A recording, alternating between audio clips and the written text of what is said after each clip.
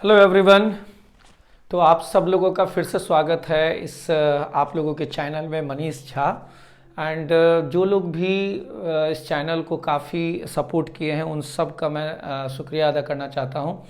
And आप सब लोगों से हमने कहा था कि आप लोगों का जो एग्ज़ाम अब जो कि काफ़ी करीब है, डेट भी अनाउंस हो चुका है और सारी रूटीन्स वगैरह भी आप लोगों ने टाइम टेबल भी देख ही लिया है। और उस टाइम टेबल के अकॉर्डिंग आई थिंक कि आप सब लोगों ने अपनी अपनी स्ट्रैटेजी भी तैयारी कर ली होगी और कैसे तैयारी करना है ताकि हमारा जो साइंस में और मैथ्स में हमारा बेस्ट से बेस्ट मार्क्स अचीव कर पाएँ।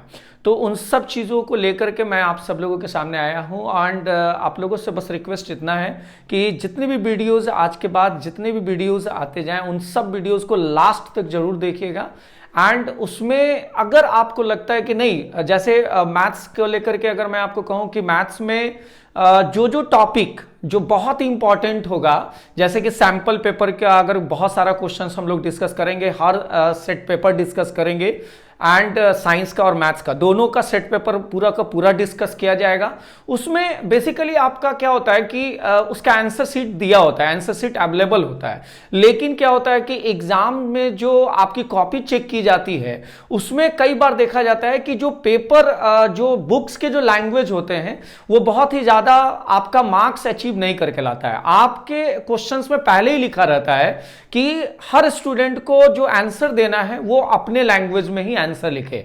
तो आपके साथ जो हमारी बातचीत है, आप लोगों को हमारा जो पढ़ाने का स्टाइल है वो अगर पसंद आया है तो आपकी लैंग्वेज और हमारी लैंग्वेज कहीं ना कहीं मैच कर रही है, जिसकी वजह से आपको ये चैनल और आपको हमारा पढ़ाना अच्छा लग रहा है। तो बेसिकली क्या होता है कि हम लोग जो डिस्कस करेंगे वो अपने लैंग्वेज में डिस्कस करेंगे ताकि आप उसको और भी ज्यादा कन्फाइंड तरीके से आप अपने लैंग्वेज में भी उसको ढाल सकें। तो अगर आपको कहीं भी मैथ्स में या फिर साइंस में किसी ऐसे टॉपिक्स को लेकर के अगर आपके मन में डाउट हो कि नहीं ये टॉपिक सर हमारा बहुत ही ज्यादा डाउटफुल है, जैसे कि एनसीईआरटी में जो चैप्टर्स आपके आने वाले हैं मैथ्स में या साइंस में, अगर चूंकि हम तो अब चूंकि समय कम है, आपके पास भी समय कम है, तो ऐसा हम लोगों को तैयारी करनी होगी कि जहां पर हमारा टू द पॉइंट बात हो, जहां पे हमारा मार्क्स गेन हो, है ना। तो हम लोग जो भी बात करेंगे वो आपके एग्जामिनेशन पॉइंट ऑफ व्यू को ध्यान में रखते हुए बातें करेंगे। तो चलिए स्टार्ट करते हैं। आज हम लोग एक चैप्टर्स लेकर के आए हैं एनसीईआरटी का और आपके सिलेबस का मैथ्स का एक chapter, and that is the coordinate geometry.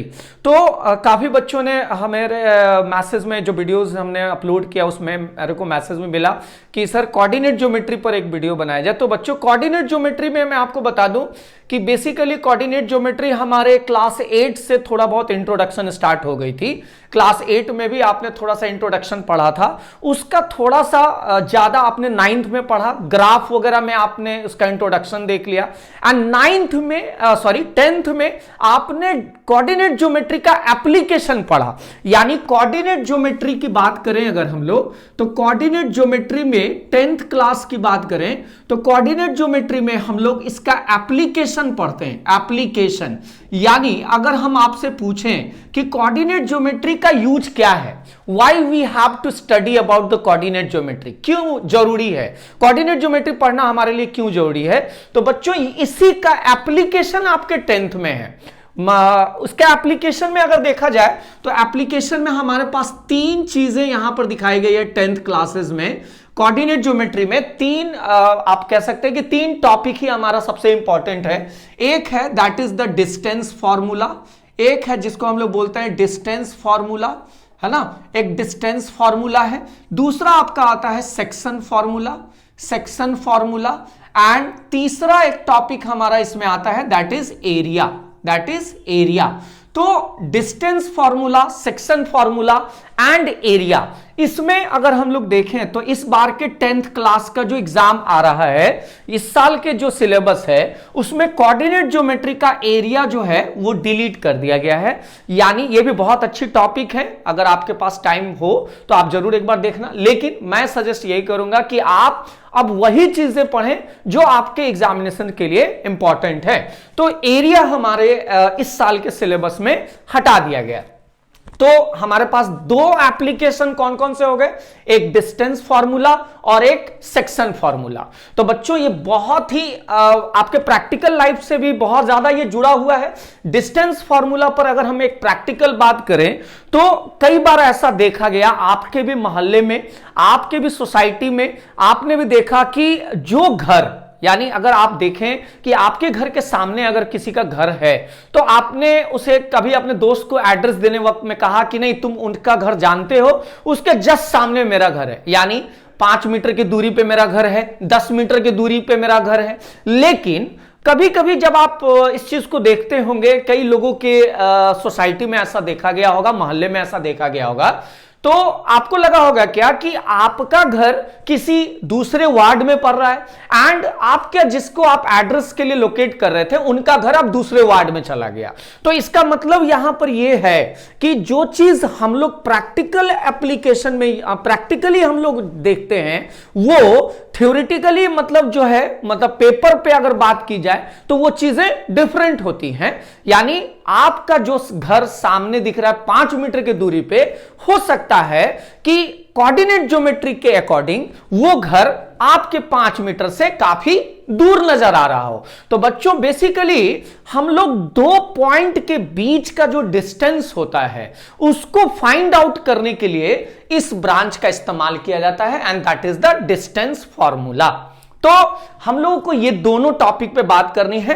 हम लोग किसी भी तरह, मैंने आपको क्या कहा, मैंने वीडियो के स्टार्ट में ही कहा था कि हम लोग वही बातें करेंगे जो एग्जामिनेशन के लिए हमारा सबसे इंपॉर्टेंट है। तो अगर हम लोग पहले डिस्टेंस फार्मूला देखेंगे, उसके बाद सेक्शन फार्मूला देखेंगे और एनसीईआरटी से जुड़ा हुआ हर एक्सरसाइज में जो सबसे बेस्ट क्वेश्चन है वो भी हम बताएंगे एंड हमारे अकॉर्डिंग तो जो बेस्ट क्वेश्चन है मैं वो बताऊंगा। लेकिन आपको अगर कहीं किसी एक्सरसाइज में, किसी भी पर्टिकुलर क्वेश्चंस में, किसी भी बुक का हो, what ever the book you have, तो किसी भी बुक में अगर कोऑर्डिनेट ज्योमेट्री से 10th के सिलेबस में अगर आपको कहीं कोई दिक्कत लगे तो आप उसे कमेंट सेक्शन में जाकर के आप अपना क्वेश्चन डालेंगे।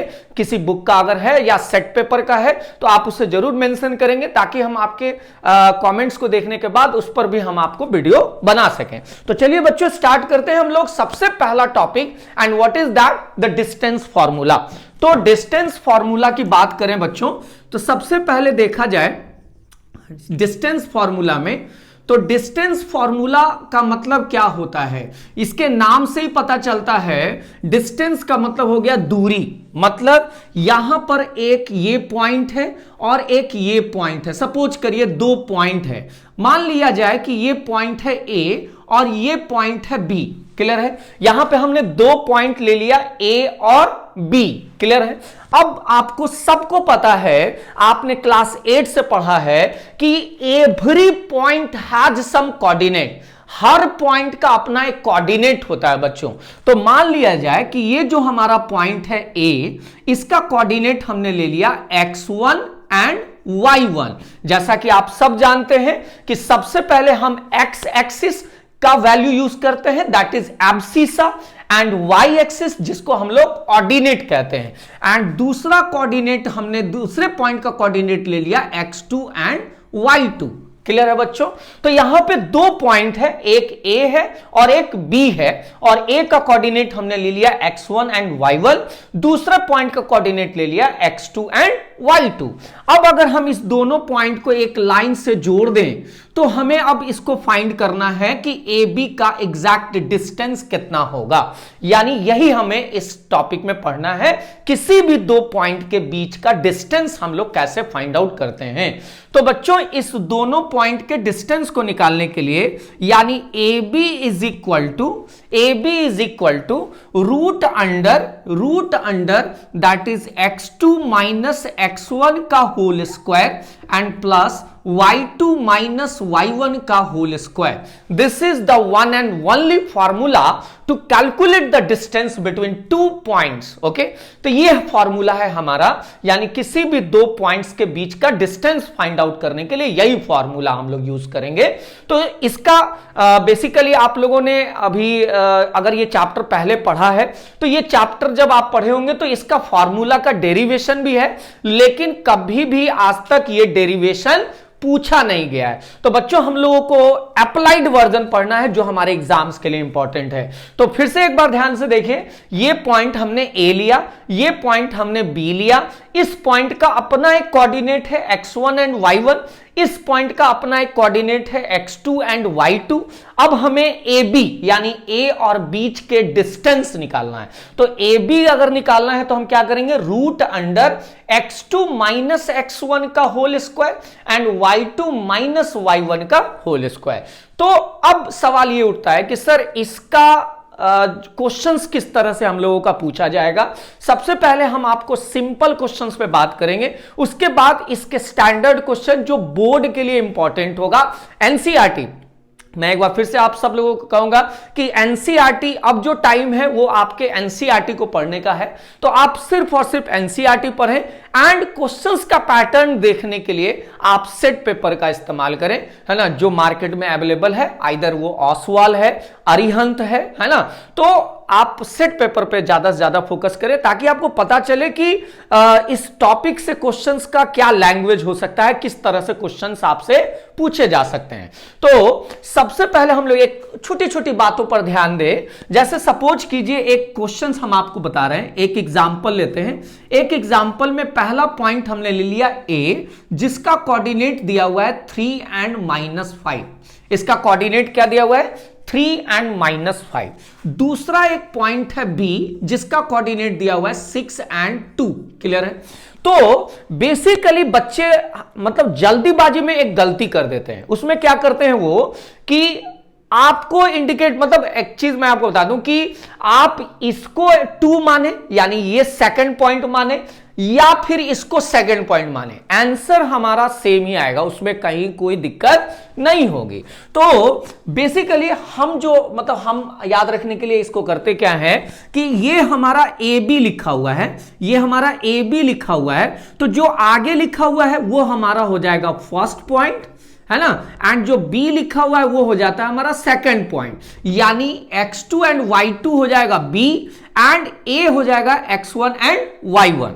तो अब हमको ए बी के बीच का डिस्टेंस निकालना है। तो A B is equal to root under ये मेरा चूंकि सेकंड पॉइंट है, तो सेकंड पॉइंट का x2 कौन है बच्चों, 6 एंड x2 माइनस x1, तो -3 का होल स्क्वायर एंड प्लस यहां पे हमारा y2 कौन हो जाएगा, y2 हमारा b है, तो that is the y2 is 2, so 2 and यहां पे ऑलरेडी माइनस पहले से है, तो ये माइनस हमने लगाया एंड इसका माइनस पहले से माइनस है, तो यहां पर ये माइनस इस फॉर्मूला से आया है एंड इसमें इसके कोऑर्डिनेट में माइनस पहले से है, तो यहां पे हमने एक स्क्वायर लगाया, तो यहां पे रूट अंडर कितना आ जाएगा, 6 में से 3 गया, दैट इज 3 का whole square and plus 2 and minus minus क्या होगा, दैट इज 2 + 5 का होल स्क्वायर। तो यहां पर क्या आ जाएगा बच्चों, 3 का स्क्वायर 9 एंड 5 और 2 7 का स्क्वायर इज 49, है ना,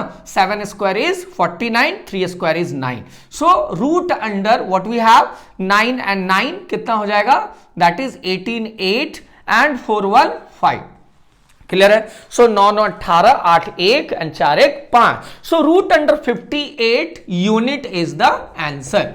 तो बच्चों एक चीज और मैं आपको बताना चाहूं कि अभी आपने जो आंसर निकाला रूट अंडर 58 यूनिट, ये भी आप यहां पर भी अगर आप रखते हैं तो सही है, लेकिन अब सवाल एक चीज का आता है कि सर हमने A B is equal to root under 58 unit. देखिए अभी आपको सिर्फ ये चीजें जाननी बहुत जरूरी है कि बहुत बार ऐसा होता है, बहुत बार ऐसा देखने को और सुनने को मिला कि बच्चे एग्जाम देकर आते हैं और कहते हैं कि नहीं मेरा एग्जाम पेपर बहुत अच्छा गया, लेकिन आपका मार्क्स उस हिसाब से नहीं आ पाता है जो आपने जिस ढंग से सोचा है या जिस ढंग से आपने लिख करके आया, आपने उस अकॉर्डिंग मार्क्स नहीं पाया।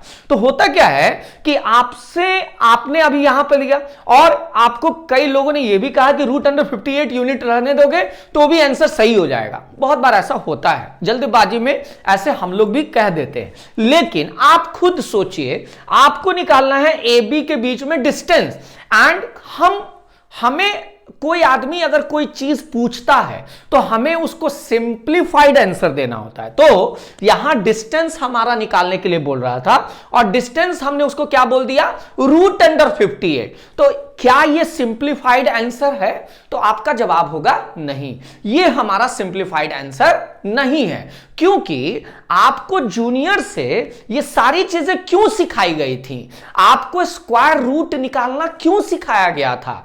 आज ही के दिन के लिए सिखाया गया था ना, कि जब आपका ऐसा आंसर आए तो आप उसको सिंप्लीफाइड कर पाए, मतलब स्क्वायर रूट निकालना आपको सिखाया गया था। तो बहुत सारे बच्चे जो अभी 10th क्लास में हैं उनका मैं समझ सकता हूं प्रॉब्लम, क्योंकि उनका कहीं ना कहीं लॉकडाउन की वजह से क्लास 8 हैम्पर्ड हुआ था। तो यहां पे रूट निकालने में मुझे लगता है कि मैक्सिमम बच्चे जानते भी होंगे, लेकिन अगर जो नहीं जानते हैं वो थोड़ा ध्यान देंगे। √58 को सिंप्लीफाइड कर देने से आपका मार्क्स अच्छा आपका गेन करेगा। अगर आप वहां छोड़ देते हैं तो हो सकता है कि आपका जो पेपर चेक करे वो मार्क्स दे भी दे और या फिर कुछ मार्क्स डिडक्ट भी कर दे। तो बच्चों यहां पे हम लोग 58 का एक सिंप्लीफाइड स्क्वायर रूट निकाल लेते हैं। स्क्वायर रूट निकालना आप सबको आता होगा। तो हम लोग सबसे पहले यहां पे 58 है एंड यहां पे हम लोग क्या करते हैं बच्चों, तो ये 58 है, हम लोग ऐसे नंबर को सेलेक्ट करते हैं जिसको 2 बार गुना करने पर इससे छोटा वैल्यू आए। तो यहां पे हमारा कितना आ जाएगा, दैट इज 8 8 जा 64 होता है। तो हम लोग 7 से यूज करेंगे, 7 7 जा 49। सो 8 यानी 18 में से 9 गया, दैट इज 9 एंड यहां पे 4 4 कैंसिल हो गया। अब हम जोड़ा उतारते हैं यानी पेयर जीरो उतारते हैं। तो ये पेयर जीरो हमने उतार लिया, यहां पे हमने पॉइंट दे दिया।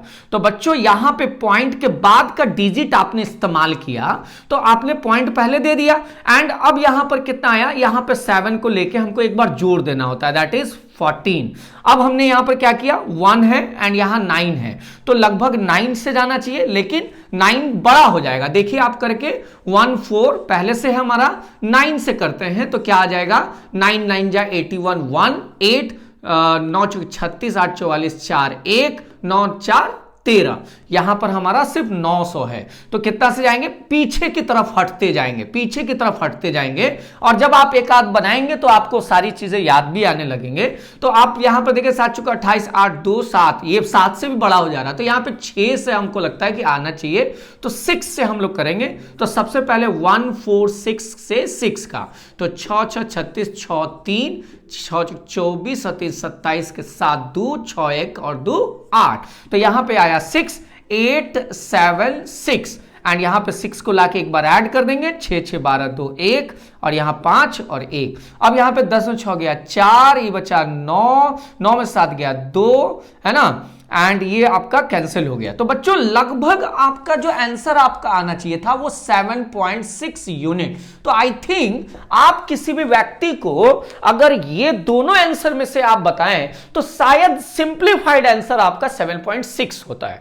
तो बच्चों मेरा यहां पर आपसे एक सजेशन ये है कि आप जब भी कोई चीज आंसर दें तो सिंप्लीफाइड आंसर दें, क्योंकि कई चैप्टर में ऐसा देखा गया है कि आपको लगता है कि हमने जहां पे बनाया वो आंसर दे दिया है, लेकिन आप जब आंसर देखने जाते हैं तो वहां चीजें अलग होती है। उसमें बहुत सारी चीजें जैसे रेशनलाइज नहीं करते हैं हम लोग, है ना, नीचे में डिनोमिनेटर में रूट होता है और रूट को हटा करके हमें आंसर देना होता है, तो हम लोग रूट नहीं हटाते। तो बच्चों मैं एक ही चीज कहना चाहता हूं कि जूनियर क्लासेस से आपको जो मेथड सब सिखाया गया, स्क्वायर रूट सिखाया गया, रेशनलाइजेशन सिखाया गया, तो उन सब को हम लोग को अप्लाइड करना होगा, सिर्फ इसलिए ताकि हमारा जो आंसर हो वो सिंप्लीफाइड हो। तो चलिए आगे चलते हैं बच्चों। तो ये हमारा हो गया एकदम सिंपल सा क्वेश्चन। आई थिंक एक क्वेश्चन से और भी हम लोग देखेंगे, एक क्वेश्चन और हम लोग देखते हैं।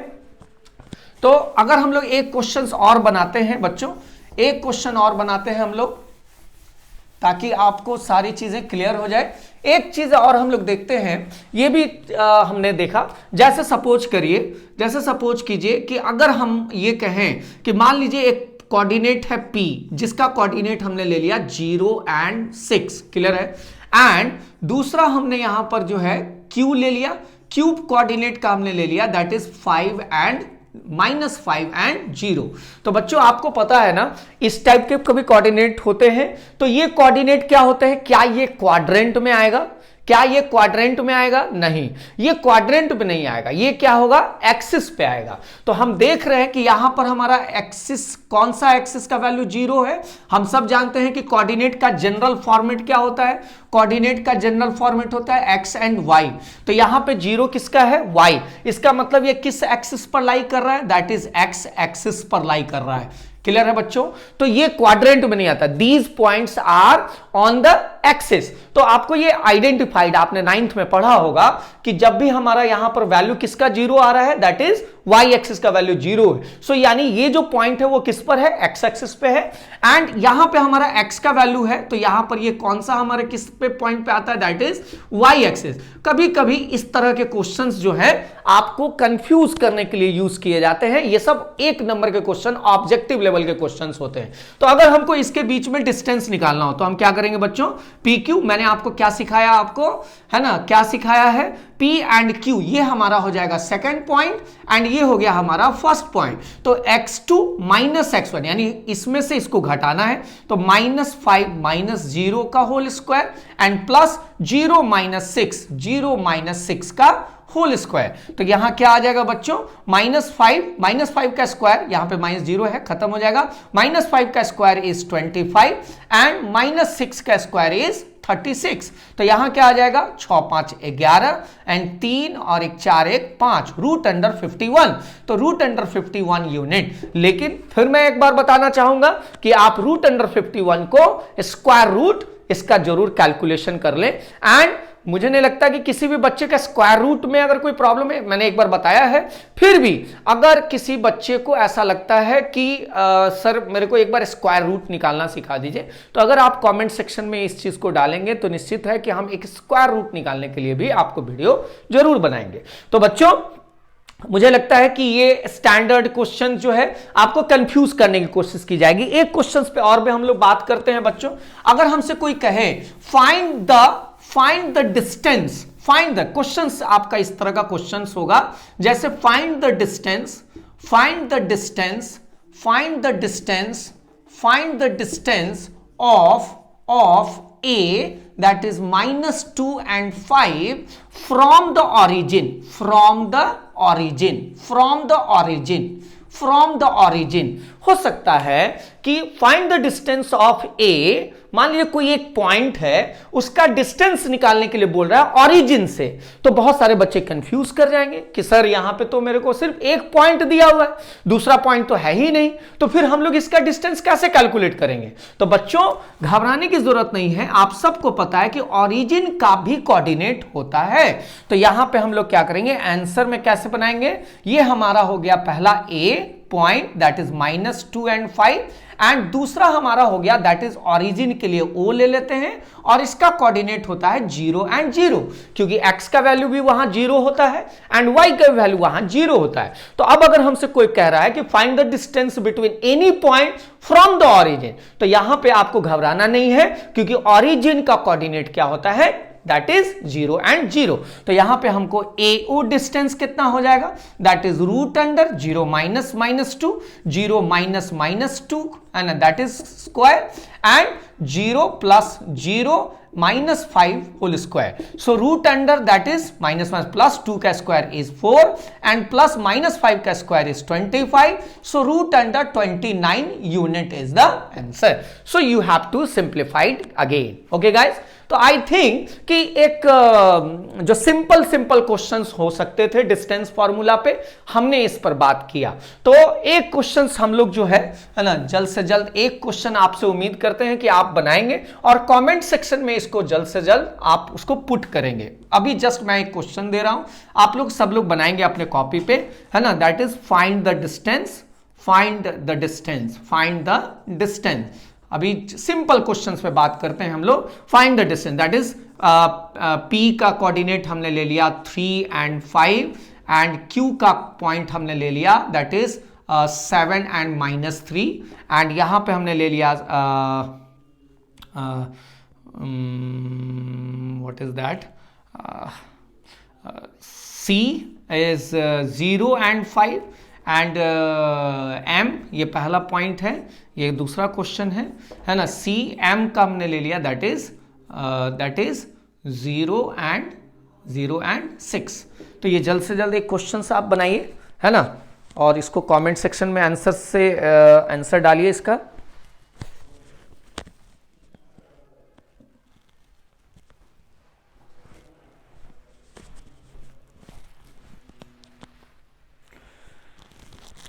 चलिए, मुझे लगता है कि आप सब लोगों ने इसे जरूर बना लिया होगा। आइए देखते हैं इसका क्वेश्चंस का आंसर। सब लोगों ने बना लिया होगा जरूर।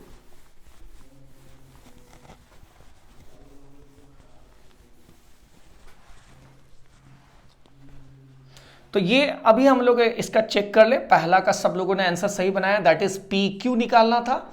तो पी क्यू रूट अंडर हमने सॉल्व किया 7 - 3, चूंकि ये हमने बताया था नाम के अकॉर्डिंग, ये सेकंड पॉइंट हो जाएगा, ये फर्स्ट हो जाएगा। 7 - 3 का होल स्क्वायर एंड प्लस -3 - 5 का whole square. So root under 7 में से 3 गया, दैट इज 4, 4 का square is 16 and plus minus, and this is what, -8 का स्क्वायर कितना होगा, that is 64। So root under 6 4 10 0 and 6 1 7 1 8, so 80 unit. अब इसको आप 4√5 भी बोल सकते हैं, लेकिन मैंने आपको क्या कहा, सिंप्लीफाइड आंसर आप इसका रूट निकाल करके भी कर सकते हैं। सेकंड पॉइंट की बात करें तो CM निकालते हैं हम लोग। तो ये CM है, second point this one. So root under 0 and there we have again 0, so 0 and 0 square, and there we have the plus 6 - 5 का होल स्क्वायर। चूंकि ये दोनों ही एक ही डिस्टेंस पे है, यानी एक ही पॉइंट पर है। ये भी आपका किस पे है बच्चों, ये x हमारा 0 है, ये भी y एक्सिस पर है, और ये भी हमारा y एक्सिस पर है। तो ये थोड़ा सा आपको ट्विस्ट करने के लिए हमने डाला कि यहां पर एक क्वेश्चन में आपका आ जाए, दैट इज 6 में से 5 दैट इज 1 का square is 1, so root under that is 1 unit is the distance. So I think बच्चों की आपको डिस्टेंस फॉर्मूला पर ये सारे क्वेश्चंस हमने आपको एक सिंप्लीफाइड क्वेश्चंस हमने आपसे पूछा। तो आई थिंक कि अब हम लोग को जो है इस पर बातें करनी है, थोड़ा सा स्टैंडर्ड क्वेश्चंस पे हम लोग बात कर लें, थोड़ा सा स्टैंडर्ड क्वेश्चन पे भी बात कर लें, किस टाइप के क्वेश्चंस हम लोग के स्टैंडर्ड क्वेश्चंस आते हैं। तो आइए देखते हैं अब बोर्ड के लिए हमारे पास क्या क्वेश्चंस हो सकते हैं बोर्ड के लिए। तो जैसे कि सैंपल पेपर पे भी आपने देखा होगा, बच्चों।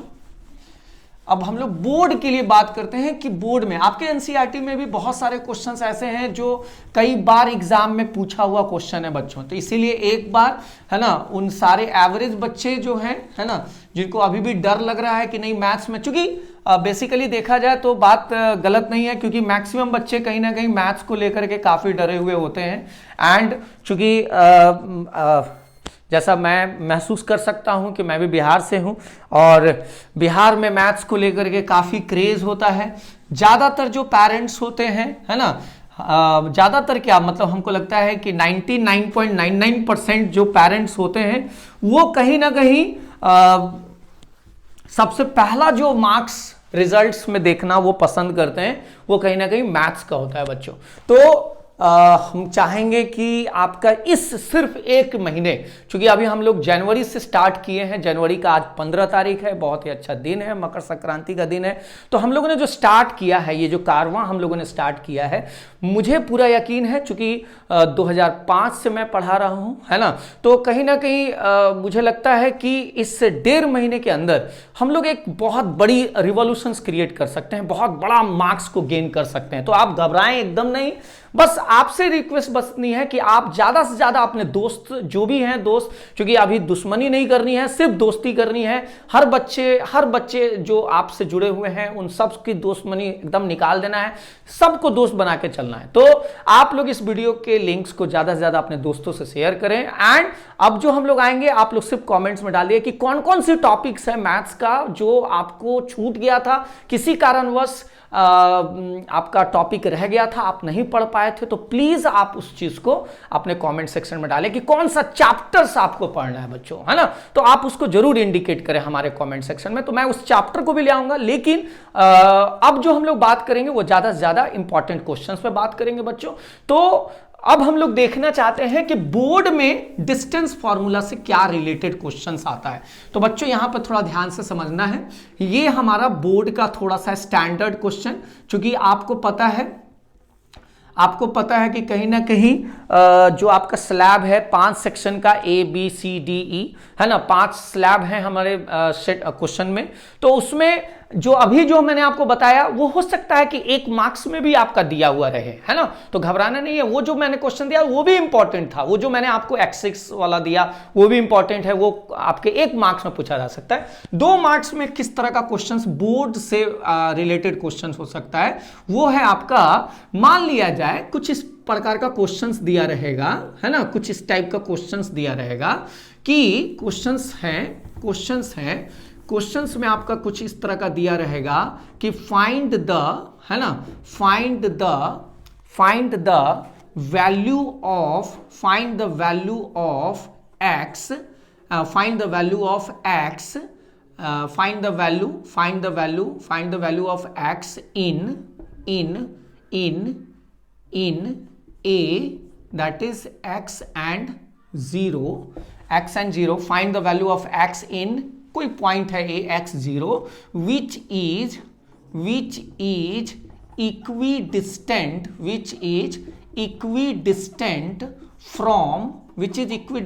from p, जिसका कोऑर्डिनेट है 2 5 एंड q जिसका कोऑर्डिनेट है 6 एंड -3, है ना। इस टाइप के क्वेश्चंस भी होंगे। इस टाइप के क्वेश्चंस में देखिए, find the value of x in a, this is, मान लीजिए एक y का वैल्यू 0 कर दिया एंड यहां पे आपका x दिया हुआ है and which is equidistant from this and this. तो इसको कैसे समझेंगे, ये थोड़ा सा दिमाग में रखें, ये आपका 2 मार्क्स के क्वेश्चंस में भी जा सकता है। तो इसको हम लोग कैसे डील करेंगे बच्चों, एक बार आप ट्राई करो, सबसे पहले एक बार आप ट्राई कर लीजिए, है ना, उसके बाद हम ट्राई करेंगे। आज हम लोगों को सारी क्वेश्चंस पे बात कर लेना है बच्चों, एंड प्लीज आप इस पूरे वीडियो के लिंक को शेयर करें, है ना, और पूरा वीडियो लास्ट तक जरूर देखें, है ना, क्योंकि आज हम लोग को सारी बातें कर लेनी है, सेक्शन फार्मूला से लेके कोऑर्डिनेट का डिस्टेंस फार्मूला तक। उसके बाद हम लोग सेट पे बात करेंगे। तो find the value of x in this one. तो बच्चों इसका मतलब क्या हुआ, सपोज करो ये एक पॉइंट है ना, ये एक पॉइंट है जिसका कोऑर्डिनेट दिया हुआ है x एंड 0 दिया हुआ है, क्लियर है। मान लिया जाए कि कोई पॉइंट है P, है ना, एंड इसका कोऑर्डिनेट है 2 एंड 5, ठीक है, एंड दूसरा पॉइंट है Q जिसका कोऑर्डिनेट दिया हुआ है 6 एंड -3, एंड ये कह रहा है कि यहां से इसकी डिस्टेंस ये और Q से इसकी डिस्टेंस ये दोनों बराबर है ना। तो आपको x का वैल्यू निकालना है। इसका क्वेश्चन का पहले मीनिंग समझ में आया आपको, कहना ये चाह रहा है कि कोई पॉइंट है A जिसका कोऑर्डिनेट पूरा हमें पता नहीं है और यहां पर x कोई अननोन है, मतलब उसको ही आपको फाइंड करना है, लेकिन ये डिस्टेंस और ये डिस्टेंस दोनों बराबर है। तो निश्चित है इट इज वेरी इजी, है ना, जो भी बच्चे पढ़े हैं उसको काफी आसान लग रहा होगा। इसमें हम लोग यहां पर सबसे पहले क्या करेंगे, है ना, सबसे पहले क्या करेंगे, from the question that is PA is equal to QA, है ना। मैंने आपको पहले सिखाया है, नाम को इंडिकेट करते वक्त ध्यान देना है कि ये मेरा सेकंड पॉइंट है एंड ये मेरा फर्स्ट पॉइंट है। QA के लिए Q हमारा फर्स्ट पॉइंट है, A हमारा सेकंड पॉइंट है। मैं एक बार फिर कह दूं, आपको रटने की जरूरत नहीं। अगर आप चाहें कि AQ लेते हैं तो मेरा Q सेकंड हो जाएगा, A फर्स्ट हो जाएगा। AP लेते हैं तो P मेरा सेकंड हो जाएगा, ये फर्स्ट। आप दोनों में आंसर सेम आएगा, इसमें कहीं कोई ये क्या बोलते हैं मिसअंडरस्टैंडिंग नहीं होनी चाहिए, ठीक है ना। तो PA is equal to QA। तो अब हम क्या करेंगे, बोथ साइड स्क्वायरिंग कर देंगे, बोथ साइड स्क्वायरिंग कर देते हैं। तो बोथ साइड स्क्वायरिंग करने से क्या आ जाएगा बच्चों, PA square is equal to QA square, clear है। अब आपने कहा कि सर यहां पे स्क्वायर क्यों किया, तो हमने जो डिस्टेंस फॉर्मूला बताया था बच्चों, डिस्टेंस फॉर्मूला जो मैंने आपको बताया था, है ना, डिस्टेंस फॉर्मूला जो मैंने बताया था, जैसे ए बी निकालने का फॉर्मूला मैंने बताया था x2 माइनस x1 का whole square plus y2 minus y1 का होल स्क्वायर, ये मैंने बताया था। तो अगर रूट को इधर आएंगे तो क्या लिख सकते हैं, ये तो अपनी कॉमन सेंस वाली बात है, रूट इधर आएगा तो स्क्वायर हो जाएगा, that is A B square is equal to x2 minus x1 का whole square plus y2 minus y1 का होल स्क्वायर। रूट को इधर ले आए, क्यों, बिकॉज रूट आपको कहीं ना कहीं बेसिकली देखा जाए तो मैक्सिमम बच्चे जो रूट्स या कुछ ऐसे भी फिगर्स होते हैं, ऐसा कोई सिंबल होता है जिससे कहीं ना कहीं बच्चे साइकोलॉजिकली थोड़ा परेशान हो जाते हैं कि नहीं ये थोड़ा टफ क्वेश्चन होगा, तो इस रूट का झमेला ही हटाते हैं। तो पी ए का स्क्वायर कर दे क्यू ए, तो जब हमने पी ए का स्क्वायर कर दिया तो अब हमें क्या लगाना है, रूट नहीं लगाना, क्योंकि रूट इधर आ जाएगा तो स्क्वायर हो जाएगा। तो देखो यहाँ पे स्क्वायर, तो जब पी ए और क्यू ए डिस्टेंस हमारा बराबर दिया हुआ था तो हमने दोनों तरफ स्क्वायर कर दिया, तो अब हमें रूट लगाने की जरूरत नहीं है। तो अब हमने देखिए यहाँ पे पी ए लिखा है ना, पी ए, तो ये मेरा सेकंड पॉइंट है x minus two, so x minus two का whole square and x minus two का whole square plus and 0 minus 5 का whole square and there we have Q A. अब यहां पे क्यू ए, तो क्यू ए सेकंड पॉइंट फिर से ये है, दैट इज x माइनस 6 का होल स्क्वायर एंड फिर यहां पर क्यू ए 0 माइनस माइनस 3 का होल स्क्वायर।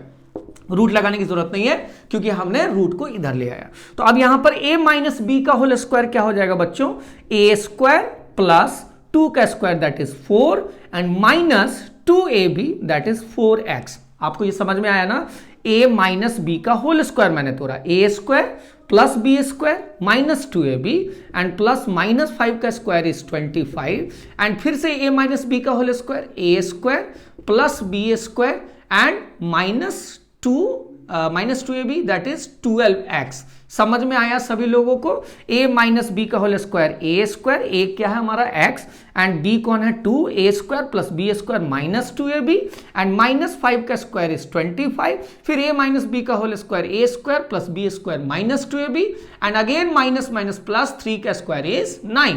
तो अब बच्चों यहां पर x स्क्वायर हमारा कैंसिल हो गया एंड यहां पे आ गया that is minus 4x and 25 और 4 दैट इज 29 एंड यहां पे क्या आया that is 36 and 9 45 and minus 12x। तो अगेन हमारा क्या आ गया माइनस 4x माइनस 12 इधर आया that is plus 12 and 45 minus 29। तो यहां क्या आ जाएगा, 12 में से 4 जाएगा दैट इज 8x एंड 25 15 में से 9 गया 6 एंड यहां बचा 3 में से 2 गया 1, so x is equal to 8 दूना 16। So again we have the x equal to 2। So मेरा जो कोऑर्डिनेट है वो कौन सा कोऑर्डिनेट था, that is a is 2 0 and x का वैल्यू मेरा क्या था दैट इज 2। समझ में आया बच्चों? आई थिंक इस टाइप के क्वेश्चन आपके एनसीईआरटी में भी दिया हुआ है, लेकिन ये क्वेश्चंस कई बार एग्जाम में पूछा जाता है और ये क्वेश्चन हमारे 2 मार्क्स के क्वेश्चंस में हो सकते हैं बच्चों। तो आशा करते हैं कि आपको जरूर समझ में आया होगा। तो ये हमारा है डिस्टेंस फॉर्मूला, ये डिस्टेंस फॉर्मूला है बच्चों, क्लियर है? आई थिंक सबको समझ में आ गया होगा। एक क्वेश्चन और हम आप लोगों को एनसीईआरटी की बात करें अगर, तो एनसीईआरटी में थोड़ा सा मैं एक चीज देख लेता हूं, है ना, एनसीईआरटी में। एंड अगर आपको ये सारी चीजों में कहीं भी कोई दिक्कत हो तो आप जरूर एक बार बात करना, है ना, पूछना। आप अपने कमेंट सेक्शन में डाल सकते हैं कि सर ये जो क्वेश्चंस आपने बताया ये एक बार फिर से आप बता दो, है ना, ताकि हम आपको फिर से एक बार उसको समझाने की कोशिश कर सकें। तो एक क्वेश्चन अभी हम एनसीईआरटी पे बात करें, उसके बाद सैंपल पेपर पे बात करेंगे। एंड सबसे इंपॉर्टेंट हमारा जो है वो है सेक्शन फॉर्मूला। सेक्शन फॉर्मूला से काफी क्वेश्चंस आते हैं, सेक्शन फॉर्मूला से क्वेश्चंस काफी आते हैं, वो भी हम लोग अभी बात करेंगे, है ना। बस वीडियो के लास्ट तक आपको बने रहना है। तो आई थिंक कि इसमें अब आपको कहीं फंसने की जरूरत नहीं है। एक क्वेश्चंस की बात करें, ये जो हमारा पेज नंबर 161 एनसीईआरटी में दैट इज 7, 8, 9, 10, ये जो 4 क्वेश्चन है, इसमें से क्वेश्चंस का जो पैटर्न होता है कई बार बच्चे कभी कभी कंफ्यूज हो जाते हैं कि सर हम लोगों का क्वेश्चंस कहाँ से आता है। सर RS अग्रवाल है ना, RD शर्मा, ये सब जो बुक्स होते हैं ये सब कुछ ऐसे दिमाग में नहीं लेके चलना चाहिए कि हमारा एग्जाम वहां से आता है, हमारा क्वेश्चन वहां से आता है। ऐसा कुछ नहीं है बच्चों। अपने अंदर का डर निकालो सबसे पहले, है ना। डर निकालोगे है ना तो मैथ्स आपका बहुत इजी लगेगा। अगर आप डर में रहोगे कि नहीं हमारा RS अग्रवाल ये क्या बोलते हैं, अभी तक तो NCERT बहुत इजी लग रहा था, यस इजी है ना। आप ये सोचोगे कि RS अग्रवाल RD शर्मा, ऐसा कुछ नहीं होता बच्चों।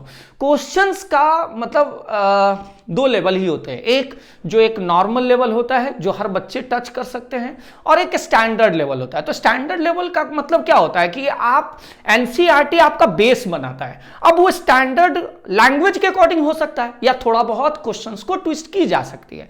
ऐसा कभी दिमाग में नहीं रखना चाहिए कि NCERT को पढ़ने पर हमारा नहीं, NCERT is the base book. तो बच्चों एक क्वेश्चन हम आप लोगों से भी पूछना चाहेंगे। एक क्वेश्चन यहां पर NCERT में दिया हुआ है, एक बार देखें क्वेश्चन नंबर आप इसका 8 देखिएगा, क्वेश्चन नंबर 8 है ना। पेज मैं भी लिख देता हूं, पेज 161 की बात करते हैं।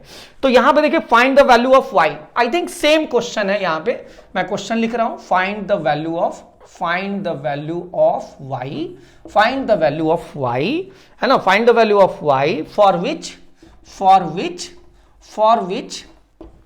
फॉर विच डिस्टेंस बिटवीन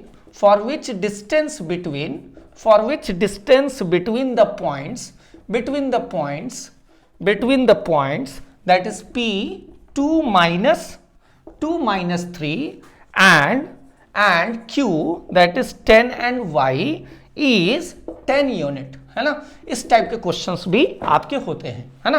तो ये भी क्वेश्चंस हमारे लिए इंपॉर्टेंट होते हैं। तो बच्चों यहां पे क्या कहना चाह रहा है, find the value of y for which the distance between the points this and this is 10 unit. तो इससे पहले जो मैंने अभी बताया इससे भी आसान अब लग रहा होगा। यहां पर क्या कह रहा है कि P और Q के बीच का डिस्टेंस ही दे दिया। तो यहां पर आंसर में क्या करेंगे आप, सबसे पहले क्या लिखोगे PQ, एंड PQ का वैल्यू कितना दिया हुआ है, 10 यूनिट दिया हुआ है। कितना वैल्यू दिया हुआ है बच्चों, 10 यूनिट दिया हुआ है। मैंने क्या सिखाया आपको कि PQ में सेकंड पॉइंट क्या है, Q। तो अब हम लोग सबसे पहले क्या करते हैं, रूट अंडर, यहां Q हमारा सेकंड पॉइंट है, ये सेकंड पॉइंट है, तो 10 माइनस एंड ये क्या हो जाएगा, दैट इज 2 का होल स्क्वायर एंड प्लस ये हमारा सेकंड पॉइंट था ना, तो y माइनस 3, y माइनस 3 का होल स्क्वायर है ना। तो ये इज इक्वल टू कितना हो जाएगा, 10। क्लियर है बच्चों। तो ये रूट अब इधर लाएंगे तो क्या हो जाता है, रूट इधर जाता है तो स्क्वायर। तो यहां क्या हो जाएगा 10 माइनस 8 इज 8 का square and plus y plus 3 का होल स्क्वायर, रूट इधर आया दैट इज स्क्वायर करते हैं 10 का स्क्वायर। तो यहां क्या आ जाएगा 64 एंड a प्लस बी का whole square a square plus B square and there we have plus 6y is equal to 100। Clear है। यहां क्या आ गया, that is y square plus 6y and 64 और 9 कितना आ जाएगा बच्चों, आई थिंक 73 एंड इसको इधर लाते हैं माइनस 100 इक्वल टू 0। तो ये हो गया y square plus 6y 64 9 73 and there we have the y square plus 6y and 100 में से 73 जाएगा तो कितना आ जाएगा, 10 में से 3 गया 7, 9 में से 7 गया 27 is equal to 0। I think इसका आपको तो सबको पता होगा, that is MTB, middle term breaker, middle term split. तो यहां क्या आ जाएगा, y square plus 9y minus 3y minus 27 is equal to 0। 9 में से 3 जाएगा दैट इज 6, मल्टीप्लाई करेंगे तो first and that is y common लेते हैं, y प्लस 9 माइनस 3 कॉमन लेते हैं, y plus 9 equal to 0 and y plus 9 and y minus 3 equal to 0। So again we have the y is equal to minus 9 and y is equal to 3। सो यहां पे दो values हमारे हो सकते हैं। तो y का वैल्यू हमारा कितना हो सकता है, 2, एक या तो minus 9 and y is equal to 3। Clear है बच्चों? तो I think this is also the good questions, है ना, जो एनसीईआरटी। तो डिस्टेंस फॉर्मूला में इस तरह के ही क्वेश्चंस पूछे जाते हैं, है ना। डिस्टेंस फॉर्मूला में इससे ज्यादा क्वेश्चंस आने की संभावनाएं होती ही नहीं है बच्चों। तो अब हम लोग चलते हैं, that is the section formula. और आपको एकदम से डरने की जरूरत नहीं, एकदम से परेशान होने की जरूरत नहीं है। आपको बस थोड़ा सा मेहनत बस ये करनी है, वीडियोस को आपको लास्ट तक जरूर देखना है ना, क्योंकि ये आपका भाषा है, ये आपका और हमारा भाषा है, तो ये आपको जल्दी समझ में आती है, आसानी से समझ में आती है। अगर आपको कहीं भी कुछ दिक्कत हो तो आप जरूर हमें बताएं, ताकि हम और इसको सिंप्लीफाइड कर सके बच्चों। तो अब हम लोग चलते हैं, that is the section formula. Section formula, section formula is the most important part, क्योंकि सेक्शन फॉर्मूला से क्वेश्चंस थोड़े ज्यादा होते हैं, है ना, क्योंकि सेक्शन फॉर्मूला में मिड पॉइंट आता है ना, उसके कोऑर्डिनेट्स आते हैं एंड उसके रेशियो फाइंड आउट करने के लिए आते हैं। तो आइए हम लोग उसको भी देखें बच्चों, बहुत ही इंपॉर्टेंट है। आज हम लोग इस टॉपिक को खत्म ही करेंगे।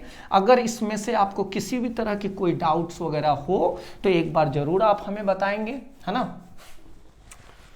एंड प्लीज आप लोग जो है इस वीडियो को ज़्यादा से ज़्यादा अपने दोस्तों से शेयर करें और उन सब को बोलें कि जल्द से जल्द वो सब्सक्राइब कर लें, क्योंकि अब हम लोगों का सेट पेपर डिस्कशन स्टार्ट हो जाएगा।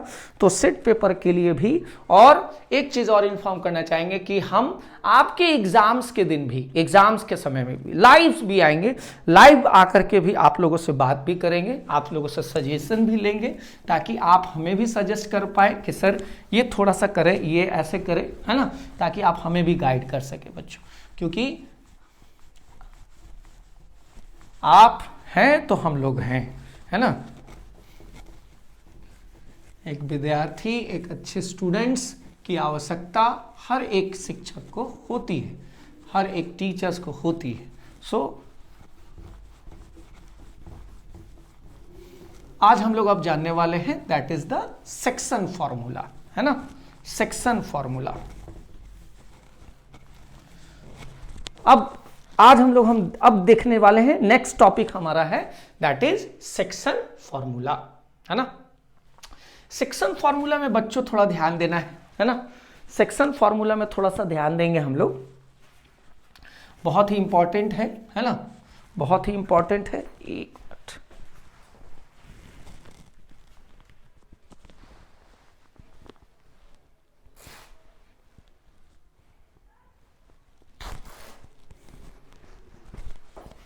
सॉरी गाइज, सॉरी,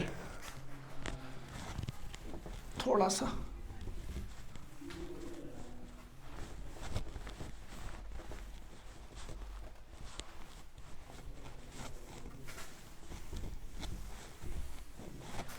तो बच्चों अभी सेक्शन फॉर्मूला की बात कर रहे हैं, थोड़ा ध्यान से समझना है। सेक्शन फॉर्मूला ये बहुत इंपॉर्टेंट है। सेक्शन फॉर्मूला, सेक्शन का मतलब क्या होता है बच्चों? हम सब जानते हैं सेक्शन, आपने क्या सुना है? हमको लगता है कि आप सब लोग स्कूल्स में अगर पढ़ रहे हैं या पढ़ते हैं, अभी पढ़ रहे थे, तो आपने अपने सेक्शंस के बारे में सुना होगा कि 10th में सेक्शन ए में आप पढ़ते हो, सेक्शन बी में आप पढ़ते हो, सेक्शन सी में आप पढ़ते हो, है ना। तो सेक्शन का मतलब क्या होता है? बांटना। सेक्शन का मतलब क्या होता है? बांटना, डिवाइड करना। तो सेक्शन में अगर हम लोग देखें तो यहां सेक्शन का एक ही मीनिंग होता है बच्चों, है ना, टू डिवाइड, यानी डिवाइड करना, डिवाइड करना, बांट देना। तो सेक्शन का मतलब क्या होता है, इसको एकदम ध्यान से समझना बच्चों, क्योंकि बहुत इंपॉर्टेंट है और सेक्शन से क्वेश्चन आना एकदम तय होता है। तो बच्चों सेक्शन का मतलब पहले समझो, ये पॉइंट है हमारा ए, है ना, ये एक पॉइंट है ए और ये एक पॉइंट हो गया हमारा बी। क्लियर है? इसको हमने जोड़ दिया। क्लियर है? ये हमारा सेक्शन ए, ये सॉरी ये पॉइंट हो गया ए और ये एक पॉइंट हो गया बी, ये हमारा 2 पॉइंट हो गया। अब इसका हमने कर लिया कोऑर्डिनेट x1 एंड y1 और इसका हमने कोऑर्डिनेट कर लिया x2 एंड y2। क्लियर है? ये हमारा एक 2 पॉइंट है और इस दोनों पॉइंट को हमने जोड़ा तो एक लाइन आ गया। यहां पर ये अभी ए बी क्या है? एक कंप्लीट लाइन है। ठीक है ना, एक कंप्लीट लाइन है ना। तो इस कंप्लीट लाइन में अगर यहां पे हमने कहा कि नहीं, यहां पर एक पॉइंट P डाल दिया, जिसने इस लाइन को अब दो पार्ट में बांट दिया। जैसे हमने अपने इर्द गिर्द भी देखा होगा, जब किसी चीज़ का बंटवारा होता है, ज़मीन का बंटवारा होता है, तो कभी कभी हम लोग ज़मीन को नापी वगैरह करवाते हैं, ज़मीन को अमीन से नापी करवाते हैं, तो एक इक्वल डिवीज़न भी हो सकता है। या फिर कभी कभी ऐसा भी आपने देखा होगा कि नहीं, थोड़ा सा मैंने किसी भी कारणवश कि कुछ ज़्यादा पार्ट किसी को मिला, कुछ कम पार्ट किसी को मिला। तो यहां पर बात है कि जब हम इक्वली बांटेंगे तो उस पॉइंट को, जिस पॉइंट ने उसको इक्वली बांटा होगा, उसको हम लोग मिड पॉइंट कहेंगे। लेकिन क्या यह जरूरी है कि हम हर वक्त इक्वली ही बांटें? ऐसा पॉसिबल तो नहीं है। कभी कभी ऐसा भी होता है कि हम थोड़ा ज्यादा किसी एक व्यक्ति को दे देते हैं और थोड़ा कम किसी एक व्यक्ति को दे देते हैं। तो बच्चों यहां पर एक चीज याद रखना है कि ये जो हमारा है ए बी एक लाइन था, जो कंप्लीट लाइन था, उसमें ये जो पॉइंट P आया, उस ए बी को दो पार्ट में बांटा। तो ये एक पार्ट हो गया, this is the one part and this is the another part, that is AP and PB is the part of AB, है ना। यानी AB का दो पार्ट कौन है? AP and PB। तो बच्चों याद रखना है कि जब भी आप किसी चीज को बांटते हैं तो बांटने के लिए आप सबसे पहले अपने मन में क्या लेते हैं? बांटने के लिए आप अपने मन में कोई ना कोई रेशियो तो लेते हैं ना। जैसे सपोज कीजिए कि हमको अगर 4 चॉकलेट है, तो अगर हमको 2 बच्चों को देना है, तो अगर मेरे मन में आया कि नहीं, दोनों बच्चे इक्वली पढ़ने में तेज है, मैंने दोनों को 2-2 दे दिया, ठीक है। लेकिन अगर मेरे को लगा कि नहीं, एक बच्चा बहुत ही ज्यादा एक्सेलेंट है, हमने उसको दे दिया 3, और एक बच्चा जो थोड़ा कमजोर है उसको भी हमने 1 दिया। तो इसका मतलब है बांटने के वक्त हमारे माइंड में क्या होना चाहिए? एक अनुपात होना चाहिए, एक रेशियो होना चाहिए कि हम उसको किस तरह से बांटने वाले हैं। तो बच्चों जब अनुपात रेशियो होगा तो इसका मतलब हो गया AP बाई PB हमारा गिवन होना चाहिए। AP बाई PB हमारा गिवन होना चाहिए। क्या होना चाहिए? ये जो बांटने का जो रूल है, वो रूल कौन है? AP by PB। कभी कभी ऐसा भी देखा गया कि आपको कंफ्यूज करने के लिए AP अब बाई AB दिया हो तो ये गलत हो जाएगा। AP एक टुकड़ा तो दिया लेकिन वो कंप्लीट दे दिया, तो ये क्या हो गया? गलत हो गया। या फिर PB बट्टा AB दिया हो, ये भी गलत हो गया। लेकिन इससे आप इसमें आ सकते हैं, इससे आप इसमें आ सकते हैं। कैसे आएंगे? अगर आप AP का वैल्यू जैसे फॉर एग्जांपल 2/5 दिया होता तो हमको AP बाई PB कैसे निकालते? क्योंकि AP 2 है और पूरा का पूरा कितना है? 5। तो यहां क्या हो जाएगा? 2/3, वो कौन हो जाएगा हमारा? AP by PB। उसी तरह से यहां पे अगर हमको दिया हुआ रहता 3/5 तो ये कितना हो जाता?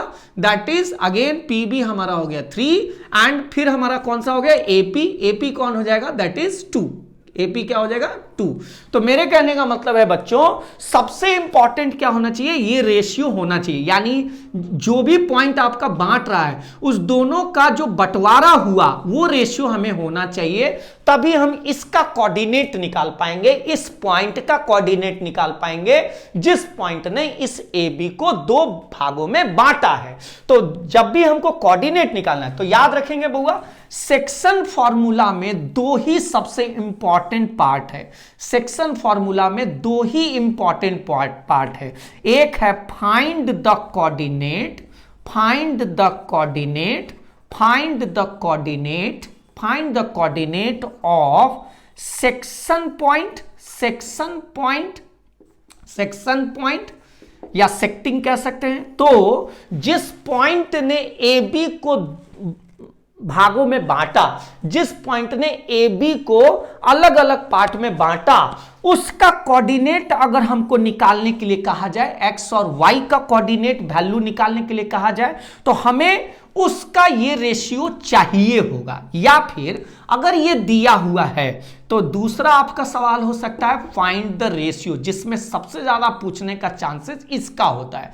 Find the ratio, find the ratio, find the ratio of, find the ratio of find the ratio of, find the ratio of section, find the ratio of the section, यानी रेशियो भी निकालने के लिए, ये भी निकालने के लिए दिया जा सकता है। तो यहां पर जब सेक्शन निकालने के लिए होगा तो आपको रेशियो निकालने के लिए होगा, तो coordinate is given, coordinate of point is given, coordinate of point is given, है ना, point is given, coordinate of point is given.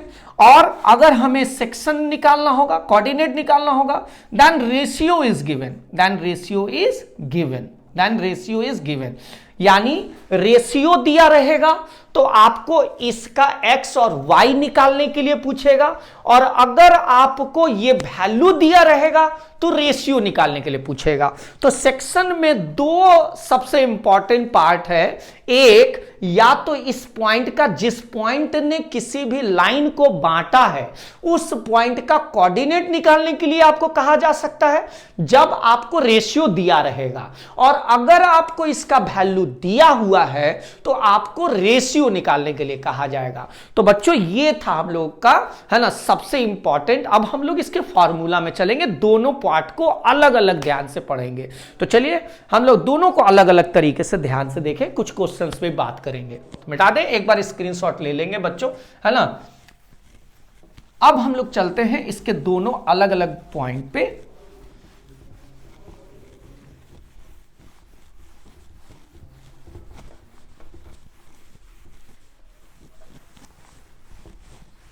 दोनों अलग अलग पॉइंट पे बात करेंगे।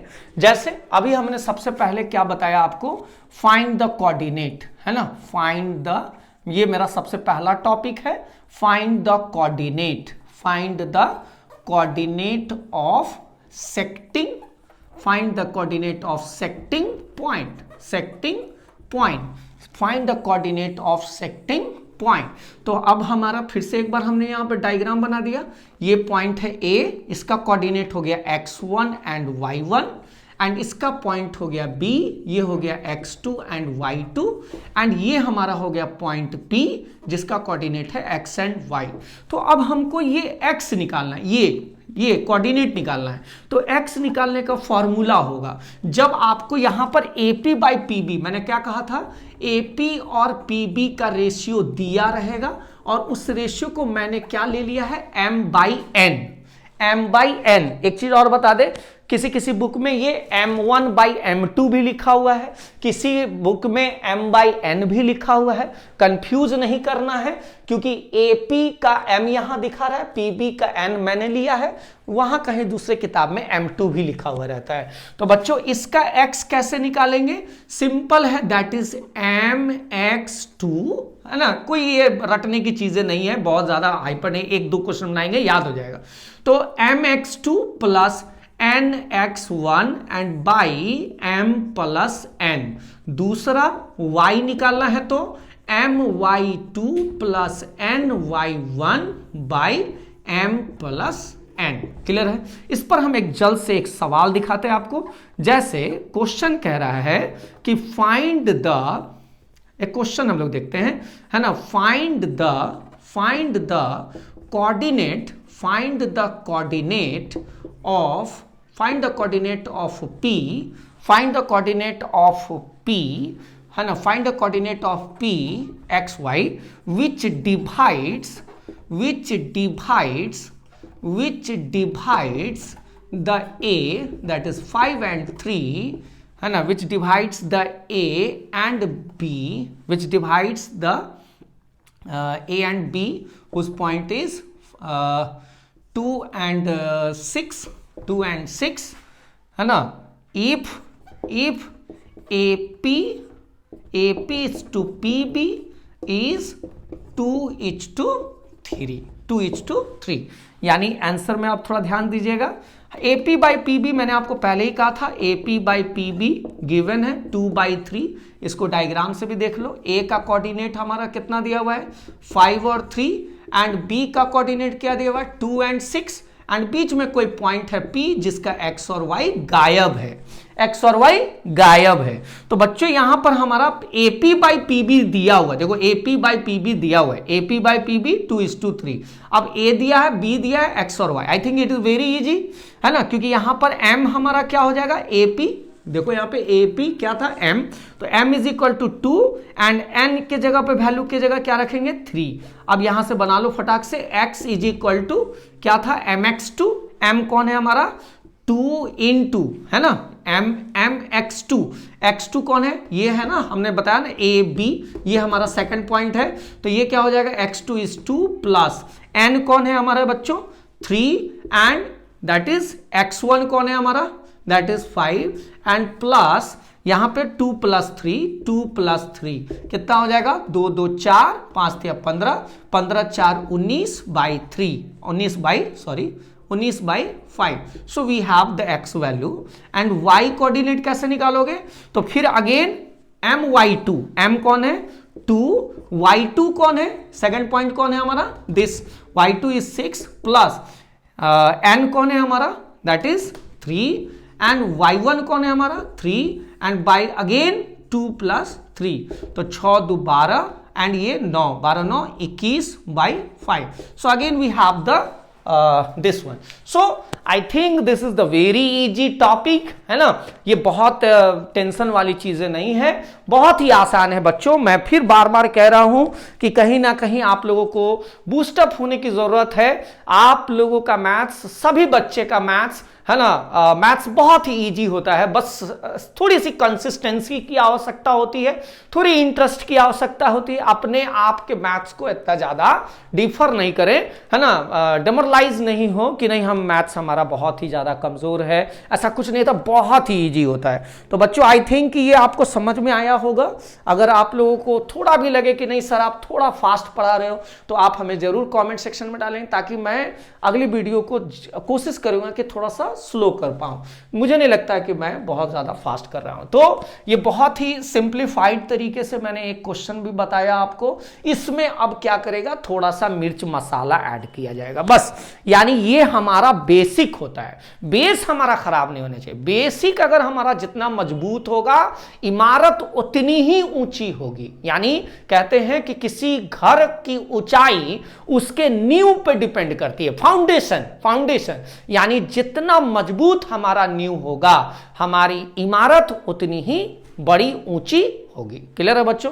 तो यानी ये हमारा बेसिक है, यानी कोऑर्डिनेट ज्योमेट्री का सेक्शन का ये बेसिक है। अब इस पर आपको क्वेश्चन में थोड़ा सा मिर्च मसाला, फेयर एंड लवली वगैरह ऐड करके थोड़ा सवाल को घुमा दिया जाए, ट्विस्ट कर दिया जाए, और आपको लगता है कि बाप रे अब क्या करें, ऐसा कुछ नहीं है। अभी देखिए हम लोग उस पर भी बात करेंगे, कुछ अच्छे क्वेश्चन पर भी बात करेंगे। जैसे अभी थोड़ा ध्यान से समझना, बच्चों, है ना। अब एक मिड पॉइंट का कॉन्सेप्ट आता है, मिड पॉइंट, है ना, मिड पॉइंट का कॉन्सेप्ट आता है। मिड पॉइंट का कॉन्सेप्ट क्या है भाई साहब? मिड पॉइंट का कॉन्सेप्ट क्या है? मिड पॉइंट का कॉन्सेप्ट क्या है? जस्ट सेम यही चीज है। देखो ये रटते हैं हम लोग बार बार। किसी ने बताया कि नहीं मिड पॉइंट का एक अलग फॉर्मूला, क्यों? सेक्शन का यही एकमात्र बेसिक फॉर्मूला है। मिड पॉइंट है तो ठीक है, कोई दिक्कत नहीं है। मिड पॉइंट है तो क्या है? मिड पॉइंट है तो बस यही ना होगा कि बराबर बराबर भागों में बांटा होगा। तो आइए हम लोग उस सवाल को भी देखते हैं। एक क्वेश्चन है हमारा, एक क्वेश्चन है, मान लीजिए फाइंड द, है ना, फाइंड द कोऑर्डिनेट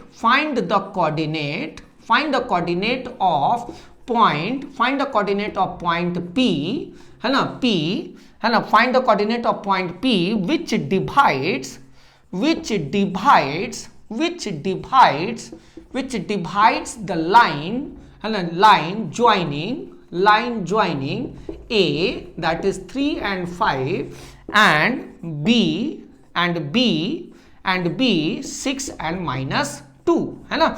ए और बी को जो लाइन जोड़ रहा है ना, ए और बी को, ए का कोऑर्डिनेट क्या लिया मैंने बच्चों 3 and 5 एंड बी का कोऑर्डिनेट हमने क्या लिया दैट इज 6 and -2 एंड इस ए बी लाइन को जो जोड़ा है एक पॉइंट आया P जिसने इसको आधा आधा में बांटा, यानी P का कोऑर्डिनेट मेरे को फाइंड आउट करना है। तो इसका मतलब आंसर में क्या होगा, चूंकि ये find the coordinate of P which divides the line joining in equal part ये दिया रहेगा इक्वल पार्ट, बराबर बराबर। इसका मतलब क्या हुआ, इसका मतलब क्या हुआ, सब बच्चे जानते हैं इसका मतलब क्या हुआ, इसका मतलब हुआ AP is equal to PB, AP is equal to PB, AP और PB हमारा बराबर है। तो मैंने आपको क्या कहा था, जब भी कोऑर्डिनेट निकालना होगा तो हमको रेशियो चाहिए, तो भैया AP बाई PB लिखते हैं, तो AP बाई PB, AP तो बराबर है, तो ये कट के क्या आ गया 1/1, तो इसका मतलब मैं चाहूं तो ये लिख सकता हूं AP by PB is equal to 1/1, यानी 1:1।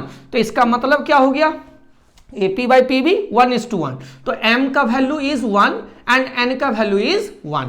अब इसका फॉर्मूला इस पर रखो, इस पर रखो, क्या आ जाएगा, X का वैल्यू निकालना है, इसका निकालना है, क्या आ जाएगा mx2 1 इंटू x2 कौन है हमारा 6 plus and nx1 and again 1, x1 कौन है हमारा 3 एंड बाई है ना m plus n 1 plus 1 and now y is equal to क्या दिया हुआ है 1 एंड y2 कौन है -2 एंड प्लस y1 कौन है this is 1 into 5 and again 1 plus 1, तो क्या आ जाएगा x is equal to 6 and 3 9/2 and y is equal to -2 and 5, कितना आ जाएगा बच्चों -2 एंड ये 5 में से -2 that is 3 and there we have the 2।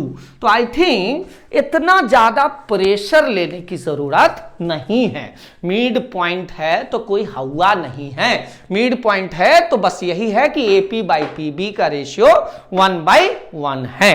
तो आई थिंक कि हमने आपको सेक्शन का ये फॉर्मूला बताया कि कैसे हम लोग कोऑर्डिनेट निकालते हैं, इसके बहुत सारे अच्छे अच्छे क्वेश्चंस भी हम लोग बनाएंगे। तो जब ये बेसिक चीज हो जाएगा तो एक हम लोग प्रॉब्लम रिलेटेड, जिसमें से आपके सेट पेपर से जब हम आएंगे तो सेट पेपर में इससे जुड़े हुए कुछ अच्छे क्वेश्चंस भी सामने आएंगे, तो हम लोग बातें करेंगे। तो बहुत ज्यादा हाइपरबोला होने की जरूरत नहीं है। And the last but not least, and then how we are going to find out the ratio, how we are going to find out the ratio। बहुत ही आसान है बच्चों, मैं बार बार एक वर्ड दोहरा रहा हूं कि घबराने की जरूरत नहीं है ना, आपका बहुत ही इजी तरीके से आपका मैथ्स और साइंस है ना कंप्लीट हो जाएगा, तो आपको प्रेशर लेने की जरूरत नहीं है। पूरी एक तरह से समझिए कि साइंस में और मैथ्स में आपको प्रेशर लेने की जरूरत है ही नहीं, बस आपको थोड़ा सा समय देना है, थोड़ा वीडियो पूरा देखिएगा, बूस्टअप भी होइएगा कि आपको ये घबराने की जरूरत नहीं कि पूरा एकदम लेकर के बैठ जाते हैं, है ना। तो आइए अब हम लोग फाइंड करें, जो कि बहुत ही इंपॉर्टेंट है। मैं आपको एक बार फिर से कह रहा हूं, रेशियो निकालने के लिए क्वेश्चंस आपके हर क्वेश्चंस में यानी हर सेक्शंस के अकॉर्डिंग पूछा जा सकता है। रेशियो ये भी बहुत बड़ा ये नहीं है, इशू नहीं है। आइए यहां कह रहा है कि find the ratio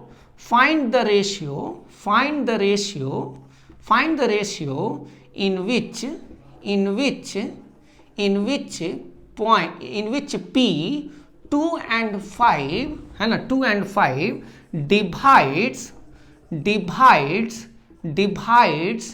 divides find the ratio in which point P 2 and 5 divides A 3 and 5 and divides line है ना joining A and B 7 and 6। थोड़ा वैल्यू हम अल्टर भी हो सकता है, थोड़ा वैल्यू इधर उधर भी ले सकते हैं, है ना। तो बस बेसिक थोड़ा ध्यान समझिए, प्रोसेस स्टेप्स को समझिए। Find the ratio in which this point divides the line joining A and B. मान लिया जाए कि पॉइंट कौन है ए, जिसका कोऑर्डिनेट क्या है 3 and 5 एंड दूसरा पॉइंट है बी जिसका कोऑर्डिनेट है 7 and 6 एंड इसमें कह रहा है आपको कि कोई पॉइंट P आ गया जिसका कोऑर्डिनेट दिया हुआ है। मैंने आपको कहा था ना बच्चों, रेशियो निकालने के लिए दिया जाएगा तो आपको कहीं ना कहीं इसका कोऑर्डिनेट गिवन होगा, एंड कोऑर्डिनेट निकालने के लिए दिया जाएगा तो रेशियो गिवन होगा। सो बहुत ही इजी है ये। तो अब यहां पे हमको रेशियो निकालना है, यानी हमको फाइंड करना है AP by PB is equal to what. तो इसमें कभी कभी बुक्स में थोड़ा सा K वगैरह लेकर के बनाया है, तो इसमें भी कोई घबराने की जरूरत नहीं है। आइए हम लोग क्या करते हैं, यहां पर x का वैल्यू कितना दिया हुआ है 2, यही ना x और y है कोऑर्डिनेट, तो किसी एक का इस्तेमाल करके हम रेशियो निकाल लेंगे। देखिए कैसे, देखिए थोड़ा ध्यान से, x is equal to mx2 plus nx1 and by m plus n। तो बच्चों यहां x का वैल्यू कितना दिया हुआ था 2 इज इक्वल टू m नहीं पता है हमको, m इंटू x2 कितना है, ये सेकंड पॉइंट है 7 प्लस n हमको नहीं पता है, इंटू x1 कितना है 3 and by m plus n। तो बच्चों यहां पे क्रॉस मल्टीप्लाई कर दे, क्या क्रॉस मल्टीप्लाई कर दे, क्या आ जाएगा, 2 से इसको इंटू करो, 2m प्लस 2 से n को भी इंटू करेंगे क्योंकि दोनों को 2 से करना है, तो 2n इज इक्वल टू कितना आ जाएगा 7m and plus 3n। Clear है। अब यहां पे क्या करेंगे, m को एक तरफ कर देंगे और n को एक तरफ कर देंगे, m को इधर ले आओ, 2m माइनस 7m इधर आ जाएगा and is equal to 3n and ये इधर आ जाएगा माइनस 2n। क्या आ जाएगा 2m एंड 3m कितना हो जाएगा बच्चों minus 5m and is equal to 3n में से 2n जाएगा तो दैट इज n। तो कितना आया m बाई n करें तो क्या आ जाएगा 1 बाई माइनस 5। अभी आपको थोड़ा सा, इसलिए मैंने आपको पहले ही कहा था कि कुछ वैल्यूज इधर उधर हो सकते हैं, लेकिन आप एकदम दिमाग में रखिएगा, ये दिमाग में रखिए यहां निगेटिव आया है क्योंकि हम लोगों ने शायद इसका जो वैल्यू है कुछ कोऑर्डिनेट्स हम लोगों ने इधर उधर लिया होगा, लेकिन जो बेस है ना, इसका जो बनाने का तरीका वो यही है। देखिए m by n is equal to यहां जो आएगा वही रेशियो होगा, और जो रेशियो होगा उस रेशियो से आप y निकाल के चेक कर सकते हैं कि मेरा ये 5 आना ही चाहिए, तभी तो वो रेशियो सही होगा, नहीं तो गलत हो जाएगा। तो आइए हम लोग एक और क्वेश्चंस देखते हैं, है ना, एक और क्वेश्चंस देखते हैं, एक बुक से उठा करके क्वेश्चंस बनाते हैं, है ना, एकदम परेशान नहीं होना है आप लोग। उसके एनसीईआरटी से क्वेश्चंस उठा लीजिए, एनसीईआरटी से एक क्वेश्चन उठा लेते हैं, एकदम सिंपल क्वेश्चन जो फाइंडिंग रेशियो वाला हो, एक सिंपल सा क्वेश्चन हम लोग उठाते हैं।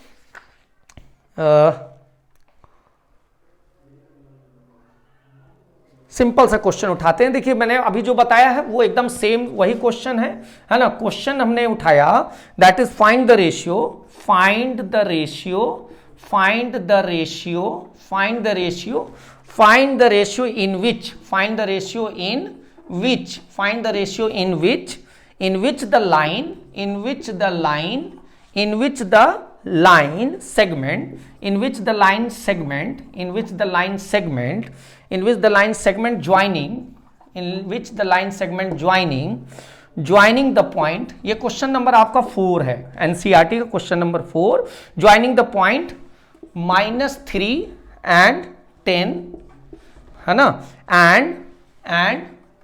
and 6 and -8, 8 is divided by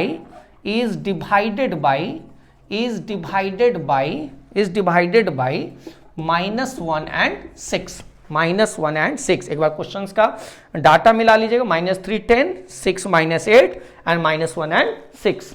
आइए इसमें देखिए बच्चों, इस क्वेश्चंस को एक बार थोड़ा सा ध्यान से देख लीजिए। जो मैंने आपको जो तरीका अभी सिखाया रेशियो निकालने का, मैं उसी तरीके से बनाऊंगा इसे, एकदम ध्यान से समझिए। जैसे पहले इसके डाटा को थोड़ा सा कॉपी पे, हमेशा याद रखिएगा जब भी आप कोई क्वेश्चन बनाते हैं तो पहले एग्जाम में हो चाहे कहीं भी, एग्जाम में आप जब भी कोई सवाल बनाते हैं तो पहले उस क्वेश्चंस के डाटा को सामने ले आओ।